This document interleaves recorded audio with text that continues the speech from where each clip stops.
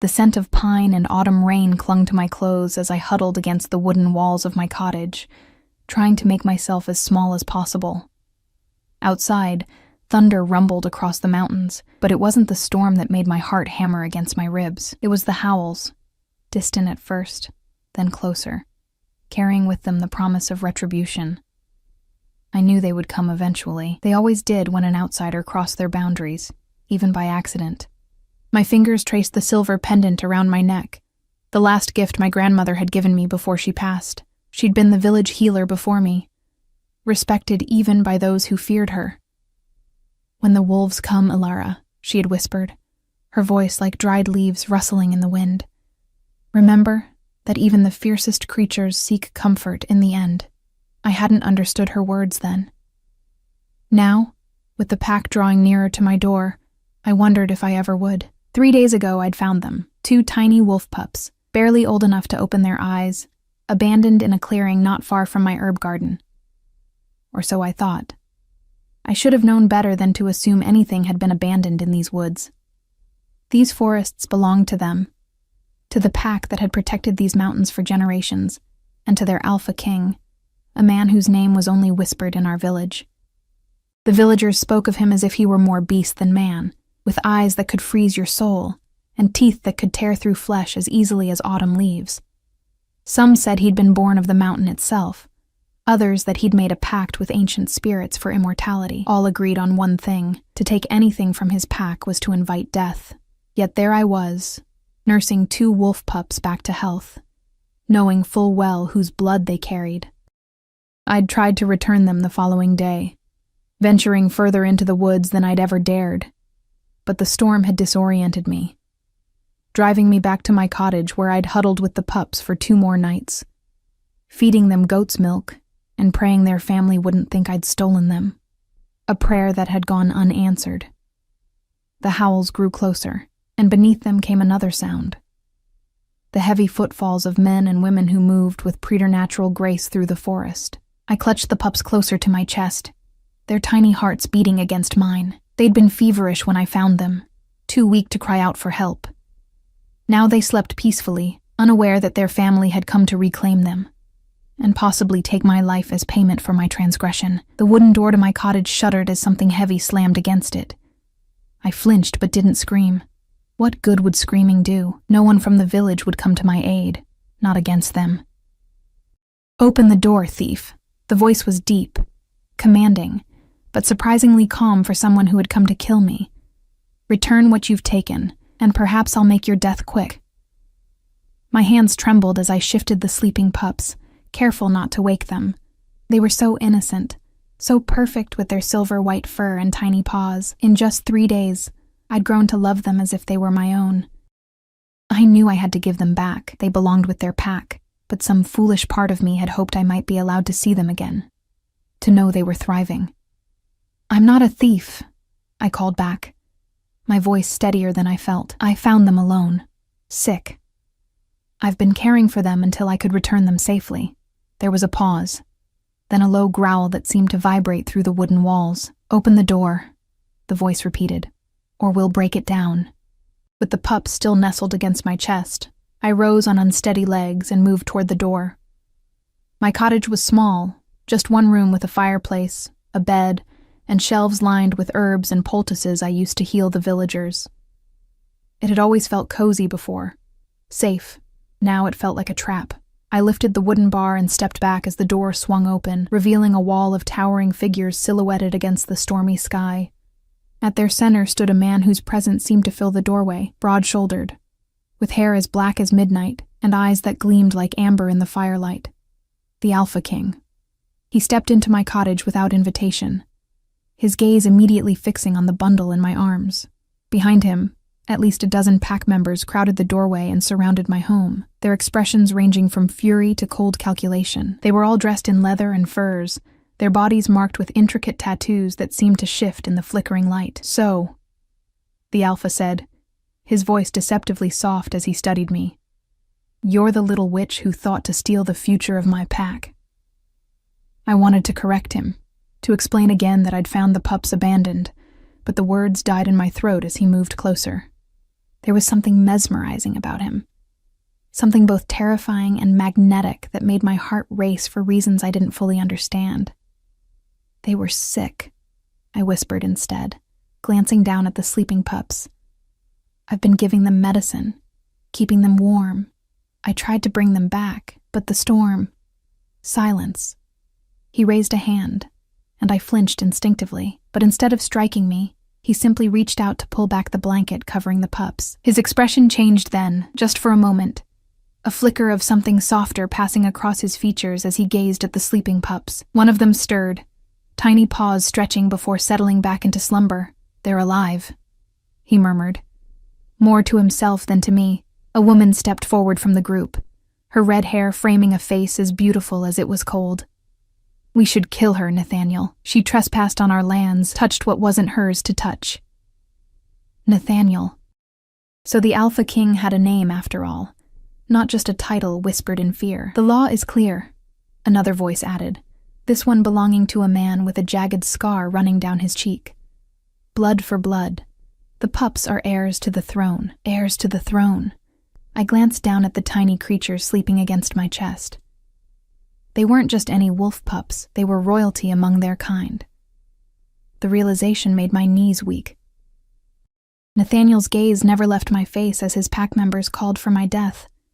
There was something calculating in those amber eyes, something that made me feel as if he could see through my skin to the rapid beating of my heart. "What is your name, witch?" he asked finally. "Elara," I answered, my voice barely audible even to my own ears, "and I'm a healer, not a witch." His lips curved into what might have been a smile on another man. On him, it looked dangerous. "Healer, witch. What difference does it make? You live alone at the edge of the forest, gathering herbs and making potions. In my experience, that makes you either a witch or a fool. Or someone who cares for those who cannot care for themselves," I countered, surprising myself with my boldness. Fear could make you reckless sometimes. Something shifted in his expression. Surprise, perhaps, that I would dare speak back to him. Behind him, several pack members growled low in their throats, a warning I chose to ignore. "These pups were dying," I continued, emboldened by his silence. "I found them in the clearing near the white oak, burning with fever. Would you rather I had left them there?" The red-headed woman snarled. "You expect us to believe they were abandoned? The Alpha King's own children? Children. Not just heirs, but his children." I looked up at Nathaniel with new understanding. No wonder he'd brought his entire pack to reclaim them. No wonder they wanted blood. "I don't expect you to believe anything," I said softly. "But it's the truth. I would never steal children, wolf or human." As if to underscore my words, one of the pups woke and lifted its tiny head, blinking sleepily at the strangers filling my cottage. Its eyes were amber, just like its father's. It yawned, revealing tiny teeth, then nuzzled back against my chest with complete trust. The entire pack went still, watching this small interaction with expressions ranging from disbelief to suspicion. Nathaniel's face remained unreadable, but something in his posture changed. A subtle relaxing of his shoulders, a softening around his eyes. "The white oak clearing is protected," he said after a moment. "No one could enter it without our knowledge." "Someone did," I replied. "Someone who left these little ones to die." The accusation hung heavy in the air. I had essentially suggested that someone within his pack had attempted to kill the Alpha's children, a treasonous act that would surely be punishable by death. Nathaniel's jaw tightened, and for a moment, I feared I'd pushed too far. Then the second pup awoke, letting out a tiny whimper before it caught sight of its father. Unlike its sibling, this one seemed to recognize him, stretching its paws toward him with a plaintive cry. Without asking permission, Nathaniel reached out and took the pup from my arms, cradling it with surprising gentleness against his chest. The sight was jarring. This massive, feared warrior, holding a creature so small and fragile with such care. "Eden," he murmured, stroking the pup's head with one finger. "And Rowan," he added, glancing at the pup still nestled against me. Names. They had names. Somehow that made everything more real, more painful. In 3 days, I'd grown attached to these tiny lives, and now I would have to give them up.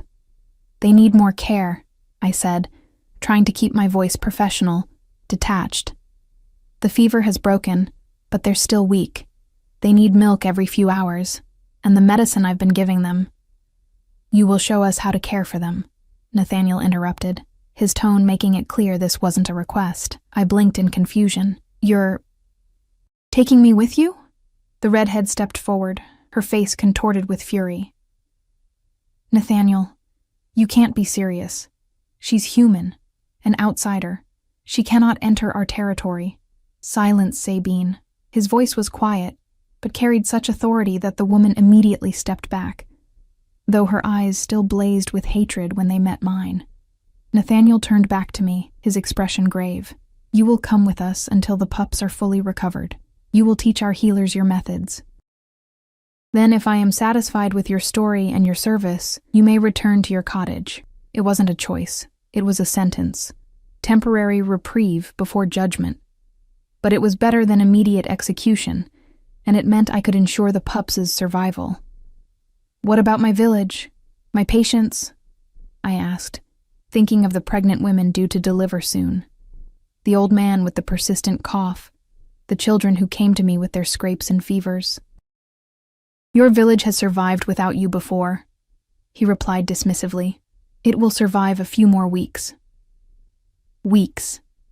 I would be in their territory for weeks, surrounded by those who wanted me dead, entirely at the mercy of a man who was said to have none. The storm outside had intensified, rain lashing against the windows and thunder shaking the foundations of my small home.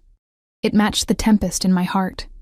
Fear, uncertainty, and a strange, unwelcome fascination with the Alpha King who stood before me, his child in his arms and his pack at his back. Get what you need, he commanded. We leave now. As I gathered my herbs and medicines with trembling hands, I felt Rowan stir against my chest, seeking closer contact with my warmth. I wondered if he would remember me when this was over. This strange human who had cared for him in his time of need, probably not.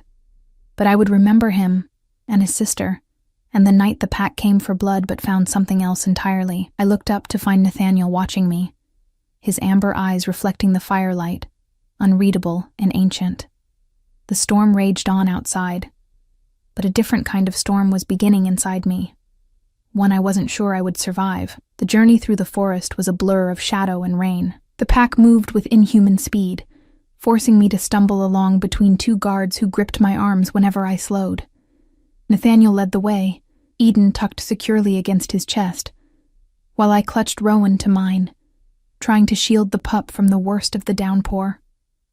My soaked dress clung to my skin, and my fair hair had darkened with rain, plastered against my face and neck.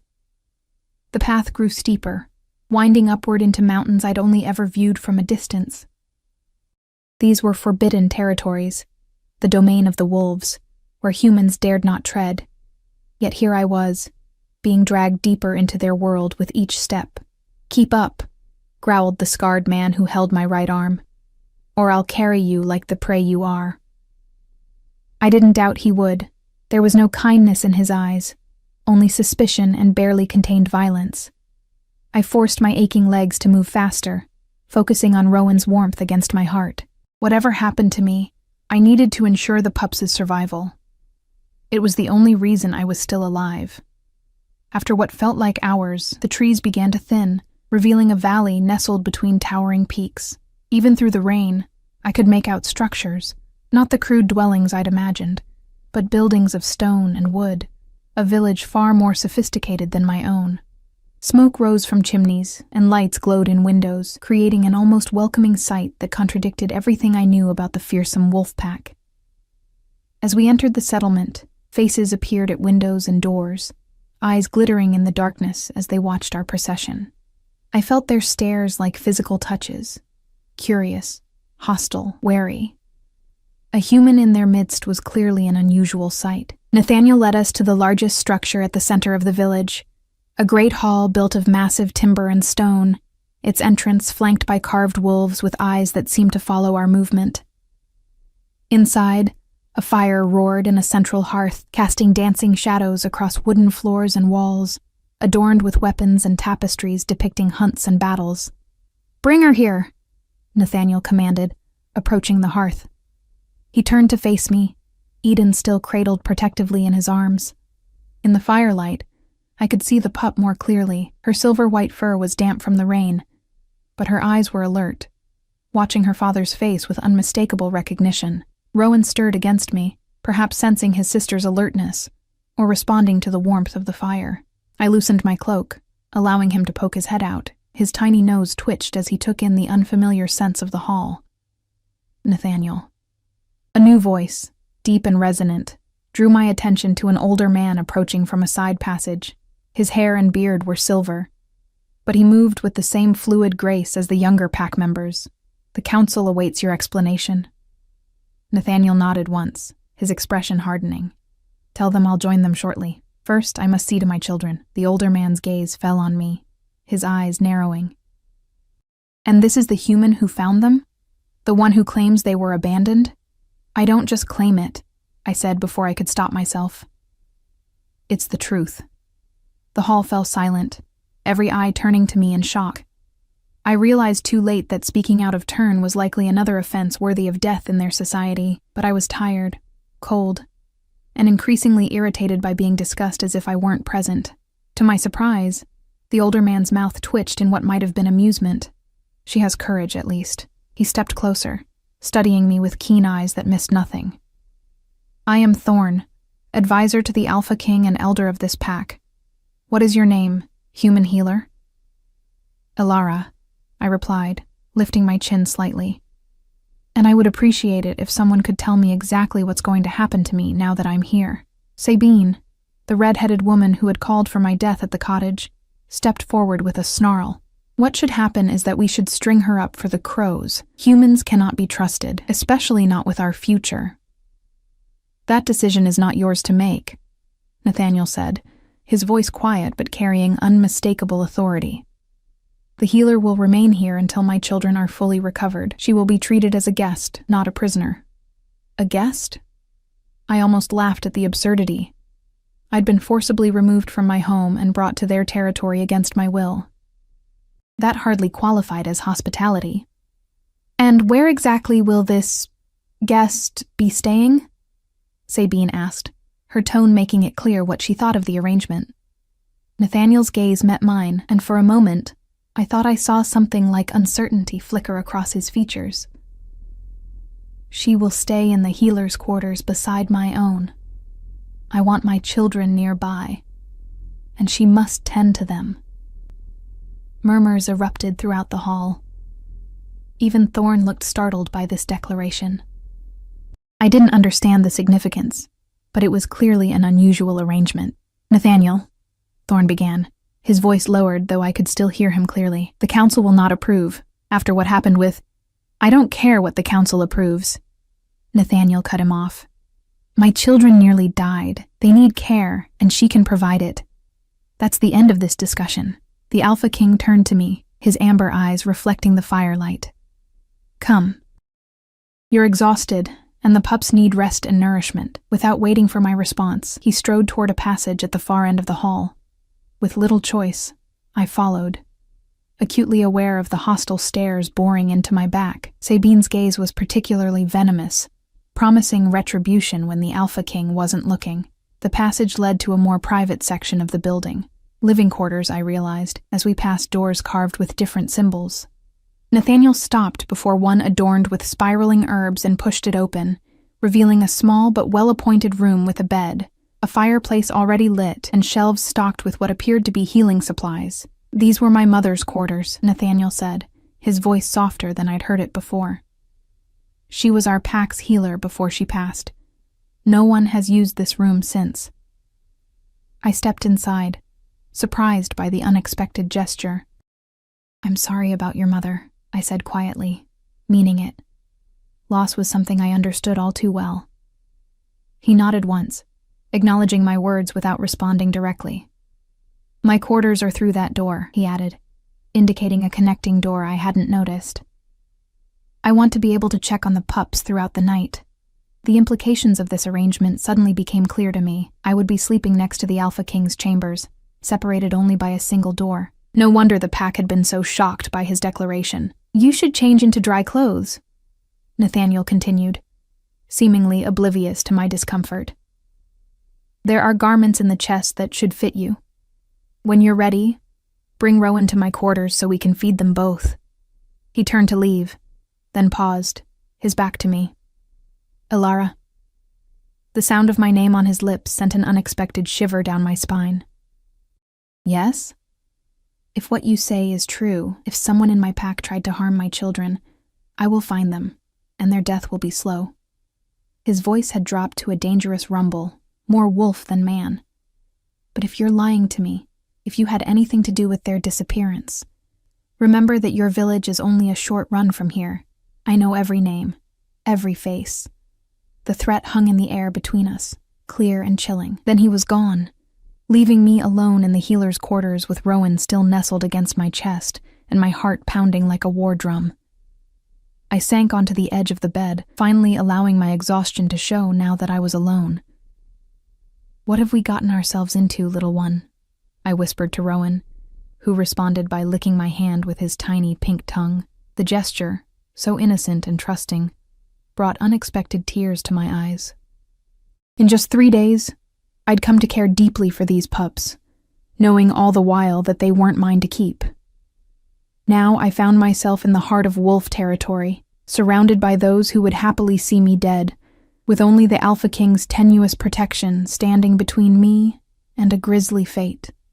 And even that protection relied on my ability to prove I'd had nothing to do with the pups' abandonment, a mystery I had no way of solving. With a sigh, I gently placed Rowan on the bed and moved to the chest Nathaniel had indicated. Inside, I found simple but well-made garments, linen shifts, woolen dresses, leather vests. They were clearly made for a woman, though whether they had belonged to Nathaniel's mother or someone else, I couldn't say. I selected a long green dress that seemed closest to my size and changed quickly, aware that the Alpha was waiting. My own dress was soaked beyond salvation, so I hung it near the fire to dry, hoping the smell of human wouldn't offend the sensitive noses of my wolf hosts. After combing my fingers through my damp blonde hair and splashing water on my face from a basin in the corner, I picked up Rowan and approached the connecting door with trepidation. I raised my hand to knock, then hesitated, suddenly overwhelmed by the strangeness of my situation. 24 hours ago, I'd been in my cottage, a simple healer living a quiet life. Now I was about to enter the private chambers of the most feared creature in the mountains, holding his child in my arms and uncertain of my own future. Drawing a deep breath, I knocked softly on the wooden door. "Enter," came the immediate response.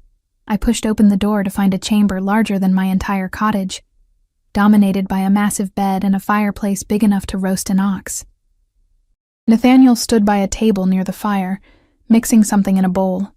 Eden lay in a carefully constructed nest of furs nearby, watching her father's movements with bright, curious eyes. "The milk is ready," Nathaniel said without looking up. "Come show me how you've been feeding them." I approached cautiously, Rowan beginning to squirm in my arms as he caught the scent of food. "I've been using a cloth soaked in goat's milk," I explained.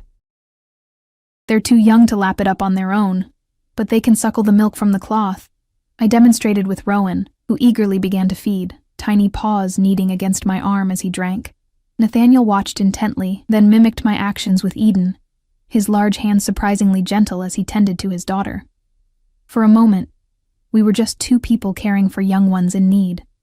The tension between us temporarily set aside in favor of this more immediate concern. But as Rowan finished feeding and settled contentedly in my arms, I caught Nathaniel studying me with an expression I couldn't decipher, something between suspicion and curiosity, as if I were a puzzle he was determined to solve.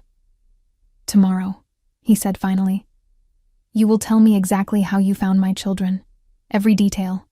And Ilara," his voice dropped lower, "I'll know if you're lying." Morning arrived with pale light filtering through wooden shutters and the distant sounds of a village coming to life. For one disoriented moment, I thought I was home, but the unfamiliar sense of cedar and smoke quickly reminded me of my situation. I was in the wolves' territory, sleeping in a dead woman's bed, with my life hanging by the thinnest of threads. Rowan had spent the night in a small fur-lined basket near my bed. He stirred now as I sat up, letting out a tiny yawn that revealed pink gums and infant teeth. Despite everything, the sight made me smile. At least one of us slept well, I murmured, reaching down to stroke his silky fur. His amber eyes, so like his father's, gazed up at me with complete trust. The connecting door to Nathaniel's chambers remained closed, but I could hear movement beyond it. The soft pad of footsteps, the clink of metal, the low rumble of voices. The Alpha King was awake, and it seemed not alone. I rose and dressed quickly, choosing a simple blue dress that hung more comfortably on my frame than the green one had. After splashing water on my face and braiding my fair hair, I picked up Rowan and approached the connecting door, uncertain of the protocol. Should I wait to be summoned? Knock? Simply enter? My dilemma was solved when the door swung open, revealing Nathaniel in a black tunic and leather breeches, his hair damp as if from bathing. His eyes flicked over me briefly before settling on Rowan. Good. You're awake. His tone gave away nothing of his thoughts. Bring the pup. We have much to discuss. I followed him into his chambers, which looked different in the morning light. Less intimidating somehow, though no less grand. Eden was already awake, playing with a piece of leather in her fur nest. She dropped it when she saw her brother, letting out a happy yip. To my surprise, she transformed before my eyes, fur receding, limbs elongating, until a human child of perhaps 2 years lay in the nest, reaching out with small hands. "Ro!" she called, her voice clear and sweet. I gasped, nearly dropping Rowan in shock. Nathaniel turned, his expression somewhere between amusement and wariness. "You didn't know," he said, watching my face closely. "Truly." I shook my head, unable to find words. Rowan squirmed in my arms, and before I could react, he too began to transform, his wolf form shifting until I held a small boy with the same amber eyes and a shock of dark hair. "They can shift," I whispered, stating the obvious in my astonishment. "But they're so young." Nathaniel took Rowan from my arms, setting him down beside his sister. The twins immediately began babbling to each other in a mixture of wolf sounds and half-formed words, seemingly delighted to be reunited in human form. "Wolf children can shift from birth," Nathaniel explained, his voice neutral, though they can't control it well until they're older. They often shift during sleep or when emotions run high. He glanced at me. "I'm surprised they remained in wolf form for the entire time they were with you." The implication was clear. The pups had trusted me enough to stay vulnerable around me, which was either a mark in my favor or further evidence of my potential treachery, depending on how Nathaniel chose to interpret it. "Now," the Alpha King said, gesturing to a small table where breakfast had been laid out, "you will tell me exactly what happened, from the beginning." I sat across from him, accepting a cup of something that smelled like tea, but had a sharper, more herbal aroma. The twins played on a fur rug nearby, occasionally glancing up as if to ensure we were still there. 3 days ago, I began. I went to gather herbs in the clearing by the white oak, the one with the stream running alongside it. I usually avoid going that deep into the forest, but I needed moonflower, which only grows in that particular spot. Nathaniel's eyes narrowed. "The white oak clearing is sacred ground. It's protected by our strongest wards. No human should be able to find it, let alone enter it." I shrugged, having no explanation for this. I've been going there since I was a child. My grandmother showed it to me. She said it was a place of power, but she never mentioned wards, or that it belonged to your pack. This revelation seemed to trouble Nathaniel. He leaned forward, studying my face. "Your grandmother, the previous healer. What was her name?" "Elise," I replied, confused by his sudden interest. "Elise Blackwood." Something flickered in Nathaniel's eyes. Recognition, followed by what might have been realization. "Blackwood," he repeated softly. "I see." Before I could ask what exactly he saw, he gestured for me to continue. "I found the pups near the stream," I went on. "They were huddled together under a fallen log, soaked through and burning with fever. I thought their mother might be nearby, so I waited for nearly an hour, but no one came." I paused, remembering my fear and indecision. I couldn't just leave them there to die. So I took them home, dried them, and began treating their fever. With what? Nathaniel asked sharply. Willow bark tea mostly, and yarrow compress for the fever. I mixed goat's milk with honey for strength. I glanced at the twins, who were now attempting to build a tower with small wooden blocks that had been left for them. The next day I tried to bring them back. I went to the clearing and waited, calling out. But the storm came so suddenly, I lost my way and had to return home. Nathaniel was silent for a long moment, his fingers tapping against the wooden table. You say they were abandoned, he said finally, his voice deceptively calm, left to die of exposure and fever. Do you have any idea what that would mean? If true, I swallowed hard. It would mean someone in your pack wanted your children dead, not just someone. His eyes had darkened, the amber now burnished gold with anger. Someone with access to them, someone who could bypass the guards, someone close. The implications hung heavy between us. Treachery within the inner circle of the pack, perhaps even within the family itself. You understand now why your story is difficult to believe, Nathaniel continued. It's far easier to think you somehow found your way onto our sacred ground and stole my children. But I didn't, I insisted, meeting his gaze despite the danger. I found them alone and sick. I cared for them. I tried to bring them back. So you claim? His voice had cooled again, distant and evaluating. Yet I have only your word for this. A knock at the door interrupted our conversation. Thorn entered without waiting for a response, his silver eyebrows rising slightly at the sight of me seated at the Alpha's breakfast table like an honored guest. The council is assembled, he announced, his gaze shifting to the twins. His expression softened momentarily. They look well this morning. They are improving, Nathaniel acknowledged, rising to his feet. Ilara, you will remain here with the children while I attend to pack business. Guards will be posted at both doors. Do not attempt to leave this room. So much for being treated as a guest rather than a prisoner. I nodded stiffly, unwilling to argue in front of Thorn. As Nathaniel moved toward the door, Eden suddenly began to cry, reaching out with small hands toward her father. Papa! Papa, stay! The Alpha King hesitated, then returned to kneel beside his daughter. Papa must go for a little while, he said, his voice gentler than I'd heard it before. Be good for Ilara. I'll return soon. Eden sniffled, lower lip trembling, but nodded bravely. Rowan crawled over to pat his sister's arm with clumsy affection, and the simple gesture made my heart twist painfully. They were so young, so innocent, unaware of the danger that had nearly claimed them, and might still be lurking nearby. After Nathaniel and Thorn departed, I was left alone with the twins in the silent chamber. Despite the Alpha's warning, I had no intention of trying to escape. Where would I go? I was deep in wolf territory, surrounded by those who would happily tear me apart if given the slightest excuse. Besides, I couldn't abandon the twins. Regardless of who their father was or the danger I faced, I had become attached to them. Their welfare mattered to me. I spent the morning playing with them, marveling at how quickly they shifted between human and wolf forms, seemingly without conscious thought. One moment, Eden would be stacking blocks with pudgy human fingers. The next, a wolf pup would be rolling on her back, paws in the air.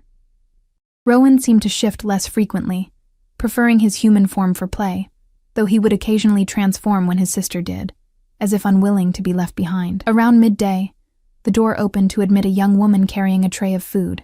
She placed it on the table without meeting my eyes, then turned to leave. Wait, I called, please. She paused, looking uncertain. She couldn't have been more than 16 or 17, with dark hair pulled back in a simple braid and eyes that darted nervously toward the twins before returning to me. What's your name? I asked gently. Lily, she replied after a moment's hesitation. I help in the kitchens. Thank you for the food, Lily. I smiled, trying to put her at ease. Would you happen to know when the Alpha King might return? The little ones keep asking for him. This was a slight exaggeration. The twins had been too absorbed in their play to do more than occasionally glance at the door, but I was desperate for information about what was happening outside these walls. Lily bit her lip. The council meetings can last all day, she said quietly. Especially now with everything that's happened. You mean the twins' disappearance? I prompted. She nodded. then glanced over her shoulder as if afraid of being overheard. Everyone's talking about it. About you. Some say you're a witch who bewitched the pups to follow you. Others say you're working with the Southern Pack, trying to steal our future Alpha and his sister. Neither accusation was flattering, but at least they were creatively absurd. And what do you think, Lily? She studied me for a long moment, then looked at the twins, who had paused in their play to watch her with curious eyes. Rowan smiled and offered her a block, a gesture of innocent friendship that seemed to make up her mind. I think if you meant them harm, they wouldn't trust you the way they do, she said finally. Wolf pups know. They sense things. Before I could respond, heavy footsteps approached in the hallway. Lily's eyes widened in alarm. I should go. Please don't tell anyone I spoke to you. She slipped out just as a guard peered in, checking that all was well. Or perhaps ensuring I hadn't somehow escaped through a window with 2 wolf children in tow. The afternoon stretched on endlessly. The twins napped, woke hungry and demanding, and I fed them with food from the tray Lily had brought. They seemed stronger today, more energetic, a good sign that they were recovering from whatever illness had afflicted them. I was sitting on the floor, watching them chase each other in wolf form, when the door finally opened again. But it wasn't Nathaniel who entered. It was Sabine. Her red hair gleaming like copper in the late afternoon light, her eyes cold as she surveyed the domestic scene before her. The Alpha King requires your presence in the Great Hall, she announced, her tone making it clear she'd rather be delivering a death sentence. Now. The children, I began, will be cared for. She gestured, and 2 other women entered, moving immediately to gather up the twins, who had shifted back to human form at the interruption, and now regarded the newcomers with wary expressions.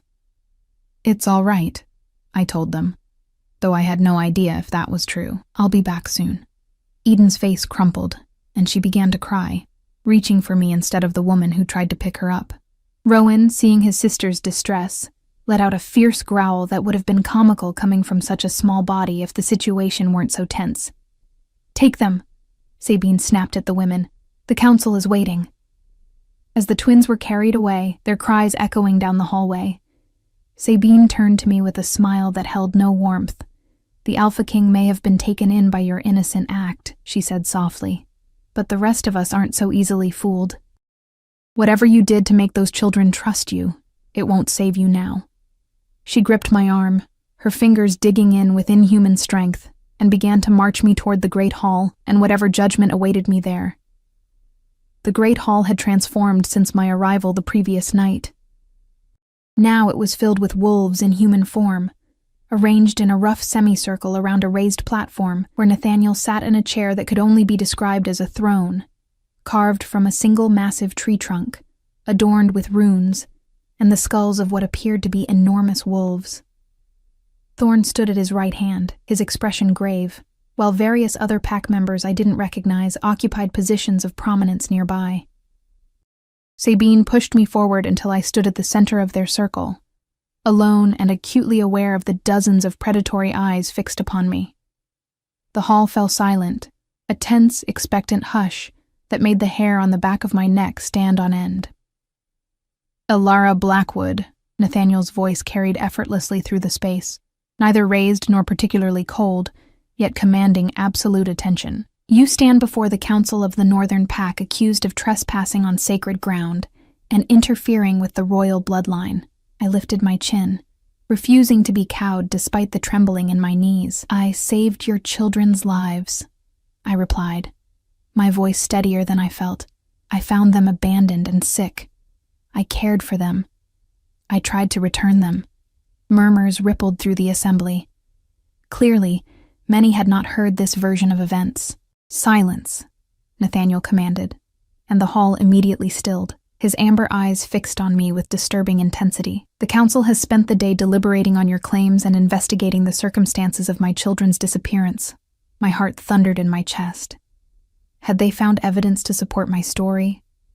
Or had they convinced themselves of my guilt, regardless of the facts? Thorn.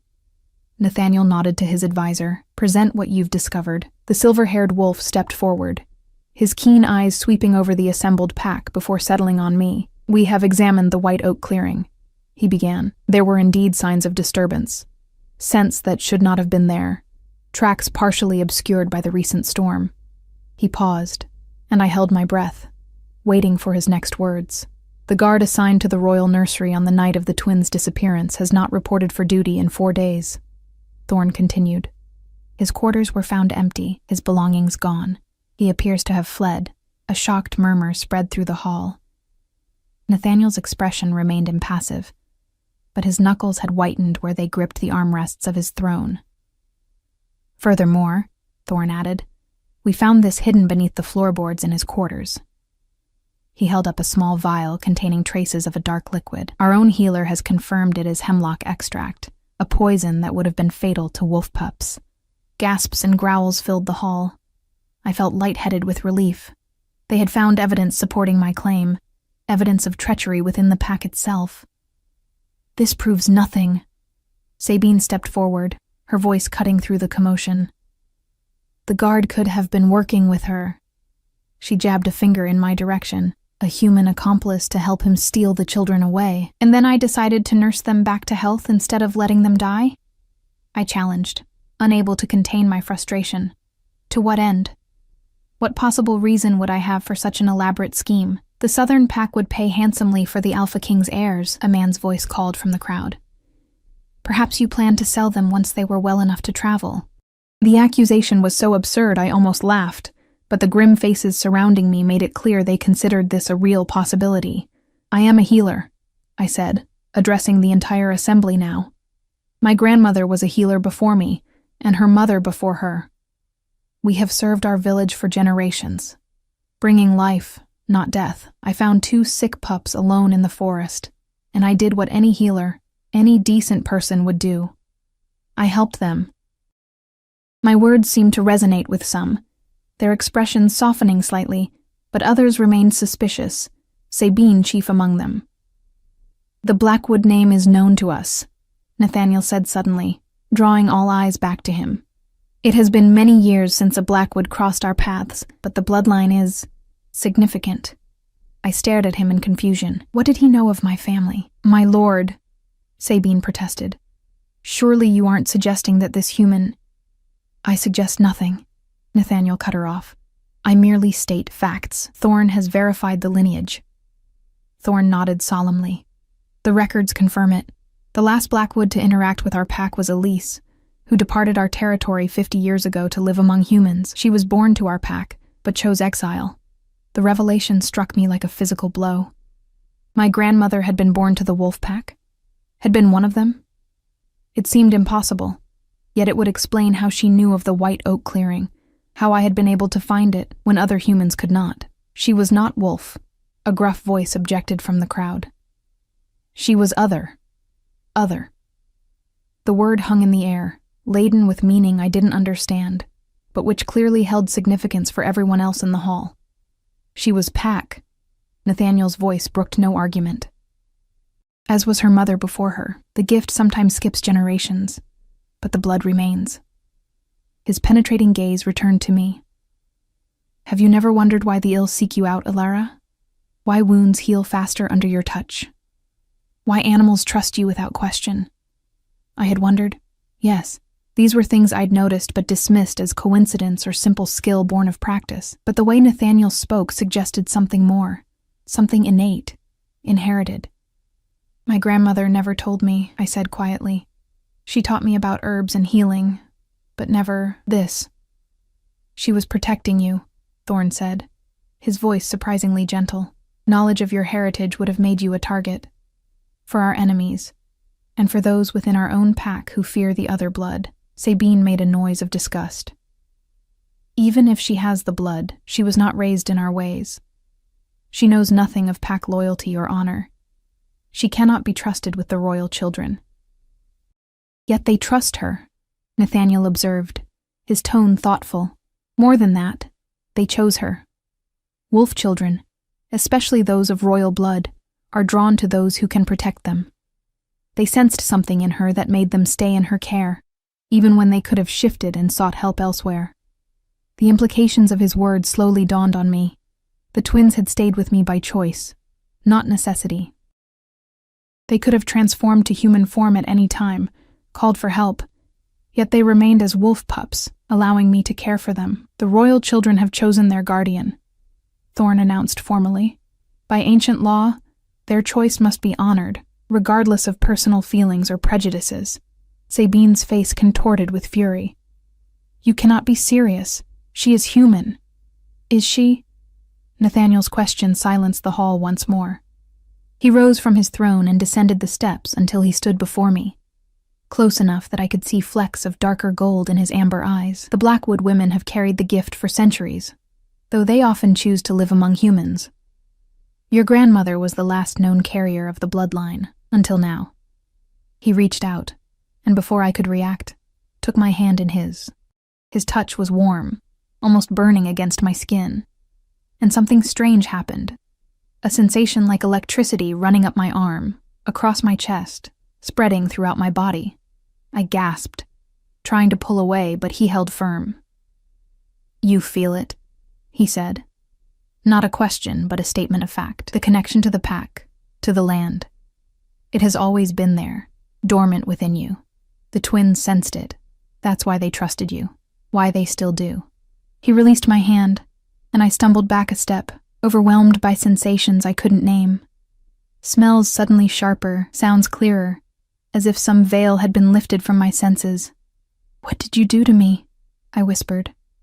I awakened what was already there, Nathaniel replied. The dormant blood. You are not fully wolf, may never be. But you are not merely human either. You are other. A bridge between worlds. The hall had gone deathly silent. Even Sabine seemed too shocked to object further. By pack law and by blood right, I declare Alara Blackwood under the protection of the Alpha, Nathaniel announced, his voice ringing through the great hall. She will remain with us to care for the royal children and to learn of her heritage. Any who harm her answer directly to me. It was a decree, not an invitation. I had no more choice in this matter than I'd had in coming here in the first place. Yet something within me responded to his words. A strange sense of belonging I'd never felt before, not even in the village where I'd spent my entire life. The traitor who sought to harm my children remains at large, Nathaniel continued, addressing the entire pack now. The guard may have been a willing accomplice or a pawn, but I do not believe he acted alone. Someone of higher standing with access to the royal nursery orchestrated this treachery. I want them found. His gaze swept the assembly, and I noticed how many eyes dropped, unable to meet his. The implication was clear. He suspected the traitor might be among those present. Until the culprit is identified, security around the royal children will be doubled. Only those personally approved by me will be permitted near them. His eyes found mine again. Alara will be their primary caregiver, under my direct supervision. Sabine could contain herself no longer. My lord, I have served as the twins' caregiver since their birth, since their mother. Enough. The single word carried such authority that Sabine physically recoiled. Nathaniel's expression had darkened dangerously. My decision is final. The council is dismissed. The assembly began to disperse, many casting curious or hostile glances in my direction as they filed out. Sabine lingered, her eyes burning with hatred when they met mine, before she too turned and stalked away. Within minutes, only Nathaniel, Thorn, and I remained in the great hall. My head was spinning with revelations and questions, my body still tingling from whatever Nathaniel had awakened within me. The children? I asked, finding my voice at last. Where are they? In my private chambers, Nathaniel replied. I had them brought there when it became clear the council session would extend into the evening. Thorn approached, his expression troubled. Nathaniel, you know what this means. If she truly carries the bloodline, and the children have chosen her, I know exactly what it means. Nathaniel cut him off, his tone leaving no room for further discussion. He turned to me. Come, the twins will be anxious to see you. As we left the great hall, I felt the weight of Thorn's gaze on my back, heavy with unspoken significance. Whatever had just transpired meant far more than I understood, something beyond my newly discovered heritage, or my role as caregiver to the royal children. Something that made even the Alpha King's trusted advisor uneasy. In the gathering darkness outside, a wolf howled, a lone, mournful sound that raised goosebumps on my arms, despite the awakened blood now flowing through my veins. It sounded like a warning, or perhaps a prophecy. The days that followed passed in a blur of new routines and unfamiliar customs. I remained in the healer's quarters beside Nathaniel's chambers, caring for the twins while gradually learning about my unexpected heritage. Thorn became my reluctant teacher, sharing carefully measured knowledge about the Blackwood women who had come before me. Healers with the rare ability to walk between the human and wolf worlds, neither fully one nor the other. "Your grandmother was the strongest of her line," he told me one afternoon, as we gathered herbs in a small garden behind the great hall. "She could sense illness before it manifested, could ease pain with just a touch. Some said she could even see glimpses of the future, though she denied it." "Why did she leave?" I asked, the question that had been haunting me since the council meeting. "If she was respected here, why go live among humans?" Thorn's hand stilled over the rosemary he'd been cutting. "Love," he said simply. "She fell in love with a human man who had been brought to her for healing. When he recovered, she chose to follow him back to his village, rather than remain with the pack." The answer resonated within me. My grandfather had died before I was born, but my grandmother had spoken of him with such tenderness, such abiding love, that I'd always felt I knew him. The thought that she had given up her place, her heritage, her power for love made perfect sense. The Alpha at the time, Nathaniel's grandfather, was furious. Thorn continued. He considered it a betrayal of the pack. Others saw it differently. The Blackwood women have always charted their own paths, following instincts deeper than pack law. His words carried a weight I couldn't quite decipher, as if he were trying to tell me something without saying it directly. Before I could press for clarification, Eden came running into the garden, her small face alight with excitement. "Ilara, come see, Rowan is shifting."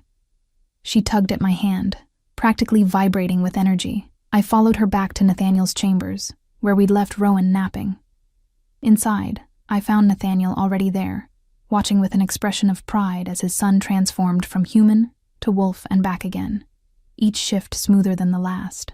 "He's gaining control," Nathaniel said without looking up. Earlier than expected, I knelt beside Rowan, who grinned at me with childish delight, before shifting once more into wolf form, his amber eyes bright with accomplishment. "That's wonderful," I said, genuinely pleased for him. Both of them are recovering so quickly. The twins had indeed flourished in the weeks since my arrival. Their fevers were long gone, their energy boundless, their control over their shifting improving daily. Soon, they would no longer need my special care, a reality I tried not to dwell on, for it raised uncomfortable questions about my own future here. Nathaniel's gaze shifted to me, studying me with that penetrating intensity that still made my heart beat faster. "They thrive because of you," he said quietly. "Your blood calls to theirs. It's why they chose you in the clearing." The theory that the twins had deliberately sought me out rather than being truly abandoned had been gaining traction over the past weeks. The guard who had fled remained missing, but evidence of his treachery was mounting. Missing poison vials, suspicious payments, secret meetings with unknown figures at the border of Packlands. "You think they sensed me nearby?" I asked, still skeptical despite everything I'd learned about my heritage. That they somehow knew a Blackwood was within reach? Wolf children, especially those of royal blood, can sense those who would protect them. Nathaniel reached out to ruffle Rowan's fur, earning a playful nip at his fingers. "When threatened, they seek safety. You were the safest option they could find." The idea was both flattering and terrifying, that these tiny beings had placed such trust in me, had sought me out in their moment of greatest need. "The traitor has made no further moves," I observed, changing the subject. "Perhaps they've given up, now that security has been increased." Nathaniel's expression darkened. "They've not given up. They're watching, waiting for another opportunity. I can feel it." Despite weeks of investigation, the mastermind behind the plot to harm the twins remained unidentified. Suspicion had fallen on various pack members, those who might benefit from the royal children's deaths, those with connections to rival packs, those who had opposed Nathaniel's rise to power after his father's death. Yet no conclusive evidence had been found against anyone. The tension was wearing on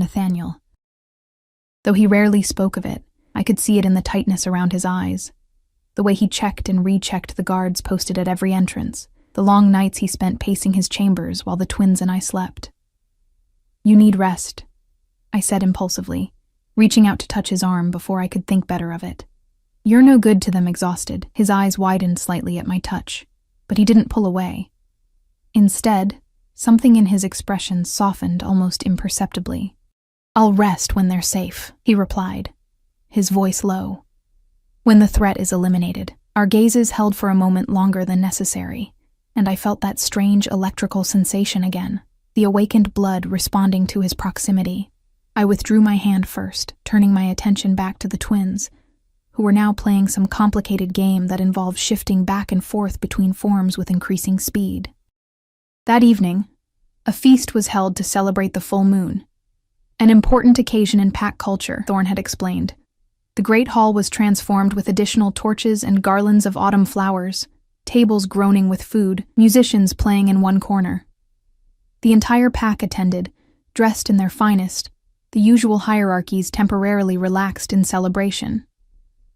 I sat at the high table beside Nathaniel, the twins between us, acutely aware of the stares and whispers my position elicited. Though the Alpha King's decree had granted me protected status, many still viewed me with suspicion or outright hostility. Sabine, relegated to a lower table for the first time since the twins' birth, made no attempt to hide her resentment.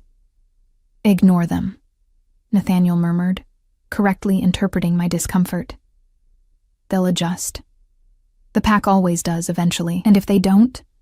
I asked, watching as Eden carefully navigated a spoonful of stew to her mouth, fiercely independent even at her young age. "Then that is their problem, not yours," he replied simply. "You have earned your place here, Alara Blackwood." Something in the way he said my name made heat rise to my cheeks. I looked down at my plate, unsure how to respond. Over the weeks, something had shifted between us, the initial suspicion and hostility giving way to a wary respect, then to something more complicated that neither of us seemed willing to name. As the feast progressed, the twins grew sleepy, their small bodies warm against mine, as they leaned into me with complete trust. Rowan had already dozed off, his head resting against my arm, while Eden fought to keep her eyes open, determined not to miss any of the celebration. "I should take them to bed," I said softly to Nathaniel. "They're exhausted." He nodded, rising to his feet. The hall immediately fell silent, all eyes turning toward the Alpha King. "Continue," he commanded with a dismissive gesture before turning back to me. "I'll accompany you. The corridors can be confusing after dark." This was a transparent excuse. I had been navigating the warren of hallways for weeks now without difficulty, but I didn't challenge it. Perhaps he too was ready for a respite from the staring eyes and whispered comments. We walked in companionable silence, each carrying a sleeping child. The twins had shifted to wolf form in their sleep, as they often did when deeply relaxed. Rowan's small body was warm against my chest, his soft breaths tickling my neck as I carried him. When we reached Nathaniel's chambers, we laid the pups in their shared basket near the fire, now positioned between his room and mine since they often preferred to sleep together. They curled around each other instinctively, Rowan's silver-white fur contrasting with Eden's slightly darker coat. "They look so peaceful," I whispered, reluctant to break the moment. "So innocent. They are the future of our pack," Nathaniel replied, his voice equally soft. "Everything I do for them, to protect them, to prepare them for what lies ahead." There was a heaviness to his words that made me look up at him questioningly. In the flickering firelight, his face seemed more vulnerable than I'd ever seen it, the stern alpha momentarily set aside to reveal the worried father beneath. "You're a good father," I said, meaning it. Despite his fearsome reputation, I had seen nothing but tenderness from him when he was with his children. A shadow crossed his features. Their mother would disagree. It was the first time he had mentioned the twins' mother in my presence. I knew from overheard conversations that she had left shortly after their birth, returning to her own pack in the distant mountains. The circumstances of her departure were never discussed openly, becoming hushed whispers whenever I approached. "She left them," I said. Not a question, but a statement of understanding. "Left you." Nathaniel moved to the window, gazing out at the moonlit forest beyond. She came here as part of an alliance between our packs, he said after a moment. The marriage was arranged. The children expected to cement the bond between our bloodlines, but she never wanted this life, never wanted them. When they were barely a month old, she renounced her claim on them and returned to her family. The pain in his voice was carefully controlled but unmistakable, not the pain of lost love, perhaps, but certainly the pain of betrayal, of watching someone walk away from the tiny lives they had created together. "I'm sorry," I said simply, knowing no words could truly address such abandonment. He turned back to me, his expression inscrutable once more. "It was for the best. The twins deserve someone who chooses them, who sees their value beyond political advantage or bloodlines." His eyes held mine. "Someone like you." The words hung in the air between us, laden with meaning I both understood and feared to acknowledge. In the weeks I had spent caring for his children, something had grown between us, a trust, a respect, perhaps even the beginnings of something deeper. "I should go," I said, suddenly uncomfortable with the intensity of his gaze. "It's been a long evening." As I turned toward the connecting door, a small sound stopped me, a tiny whimper from the Pups' basket, followed by a more distressed cry. Eden had awakened, her small wolf body trembling violently as she shifted abruptly back to human form, her face contorted with fear. "Papa! Ilara!" she cried, reaching for us both with desperate hands. "Bad lady coming!"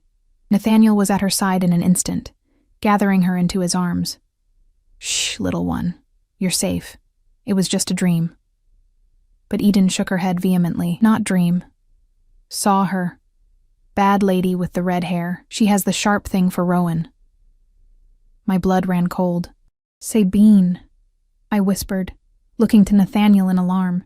His expression hardened, the vulnerable father vanishing beneath the Alpha King's mask once more. He set Eden back in the basket beside her still sleeping brother, then strode to a wooden chest near the bed.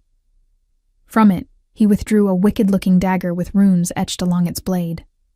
"Stay with them," he commanded, moving toward the door. "Bar it behind me. Let no one in but me." "Nathaniel, wait," I called. But he was already gone, the door closing firmly behind him. With trembling hands, I secured the heavy wooden bar across the door, then gathered both children into my arms, moving them to Nathaniel's massive bed where I could better protect them. Eden was still shaking, her small face buried against my neck, while Rowan had awakened and shifted to human form, confused but picking up on his sister's distress. "It's all right," I soothed, though my own heart was racing. "Your father will handle this. We're safe here." But even as I spoke the words, I wondered if they were true, if Eden's vision, for I had no doubt now that the Blackwood gift of foresight had manifested in her, was accurate. Then Sabine was the traitor we had been seeking, the one who had tried once to harm the royal children, and might now be making a second attempt. And Nathaniel had gone to confront her alone. Time stretched endlessly as I waited, telling the twins stories to distract them, singing old lullabies my grandmother had taught me. Eventually, they drifted back to sleep, curled against me like the pups they were at heart. Still, Nathaniel did not return. When the door finally shuddered beneath a heavy knock, I nearly jumped out of my skin. "Ilara." Nathaniel's voice came through the thick wood. "It's done. Open the door." My legs were weak with relief as I carefully extracted myself from the sleeping children and moved to lift the bar. The door swung open to reveal Nathaniel, his clothing disheveled, a small cut on his cheek but otherwise unharmed. "Sabine?" I asked, searching his face. "Captured," he replied grimly. She confessed under questioning. She had been working with the Southern Pack, promised power and position if she eliminated my heirs and weakened our bloodline. The guard was her lover, manipulated into helping her. I let out a shaky breath. And now? She will face Pack justice at dawn. His eyes were cold, resolute. The punishment for treason is death. Despite everything Sabine had done, her hatred toward me, her plot against innocent children, I felt a moment of pity for her. But only a moment. She had nearly succeeded in killing 2 innocent pups for her own ambition. Whatever punishment awaited her, she had earned it. "The twins?" Nathaniel asked, his gaze softening as he looked past me to where they slept on his bed. "Safe," I assured him. "They're sleeping now." Eden's gift. It saved them. Saved you, perhaps. He nodded, the weight of the evening's events visible in the slump of his shoulders. The Blackwood gift is strong in her, as it is in you, though differently expressed. He reached out, his fingers brushing a strand of fair hair from my face with unexpected gentleness. You have become essential to this pack, Elara Blackwood. To my children, to me. The confession, spoken in the quiet aftermath of danger, carried a vulnerability I had never expected to hear from the Alpha King. My heart thundered in my chest as his hand lingered, warm against my cheek. I should never have doubted you, he continued, his voice low. From the moment you faced us in your cottage, refusing to yield despite your fear, I should have recognized what the twins already knew, that you belong here, with them. With us. Us. A simple word that contained worlds of meaning, of possibility. I had come here as a prisoner, remained as a caregiver, but now stood on the threshold of something else entirely, something I had never dared to imagine. I don't know if I can be what you need me to be, I whispered, honesty compelling me to voice my doubts. I'm still learning about my heritage, still understanding what it means to be other. You are exactly what we need you to be, Nathaniel replied, his amber eyes reflecting the firelight. What you are is enough. It always has been. As dawn broke over the mountains, bathing the Alpha's chambers in golden light, I made my choice, not out of obligation or fear, but out of the love that had grown within me for 2 small lives and, against all odds, for the fierce, complicated man who had brought me into this new world. The pack came for blood that night in my cottage, but found their pups asleep on an Omega's chest, and the Alpha King relented. Now, moons later, they would find something else entirely. A family forged through danger and trust. A bridge between 2 worlds in the form of a healer with newly awakened blood, and an Alpha King who had discovered that the greatest strength sometimes lies in yielding to the unexpected. In the bed behind us, the twins stirred, reaching out with sleepy hands to find us both nearby. Together we went to them, 2 guardians now instead of 1, bound by something stronger than pack law or ancient bloodlines, by choice, by love, by the future we would build together.